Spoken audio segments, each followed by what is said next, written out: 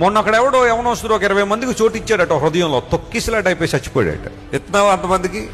తొక్కిసలాట అయిపోద్ది, స్టాంపీడ్. కొన్ని ప్రాంతాల్లో స్టాంపీడ్లు అవుతూ ఉంటాయి. కొన్ని నదీ స్థానాల దగ్గర ప్రారంభోత్సవాలు కొంచెం హడావిడి చేయడం ద్వారా స్టాంపీడ్ అయిపోయింది. 30 మంది చచ్చిపోయారు మన రాజమండ్రిలోనే.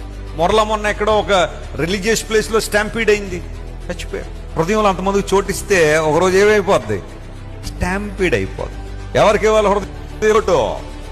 దేవుడు. ఎవరి బిడ్డలు ఉన్నారు చాలా మంది ఇక్కడ. మీ హృదయాల్లో ఎవరికి చోటు ఇచ్చారు? ఎవరికి ప్రాధాన్యత ఇచ్చారు?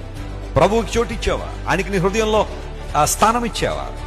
ఎప్పుడైనా యేసు ప్రభు ఒక తలుపును తట్టడం అనే ఆ చిత్రాన్ని, ఆ పోర్ట్రేట్ ని మీరు గూగుల్లో గనక మీరు చూస్తే ఒక చిత్రమైన విషయం నేను కనుగొన్నాను దానిలో. అదేంటంటే యేసుక్రీస్తు ప్రభు ఆ తలుపును తడుతున్నప్పుడు ఆ తలుపు బయట తాళం వేయడానికి ఆ గెడ ఉండదు. లోపల ఉన్న వ్యక్తి ఆ తలుపు ఏం చేయాలా? తెరవాలి. బయట నుండి ఓపెన్ చేయడానికి ఆ ఫెసిలిటీ అక్కడ లేదు. మీరు ఆ డోర్ మీరు చూడండి, ప్లెయిన్ గా ఉంటుంది ఆ డోర్. లోపల ఉన్న వ్యక్తే ఇష్టపడి తలుపు తీస్తే యేసు ప్రభు లోపలికి వస్తారు. చాలా మంది యేసు ప్రభు తోసుకుని వచ్చేయచ్చు కదండి లోపలికి. నా కోసం ఆయన వెయిట్ చేయాలేంటి? నా కోసం ఆయన ఉండాలి అక్కడ.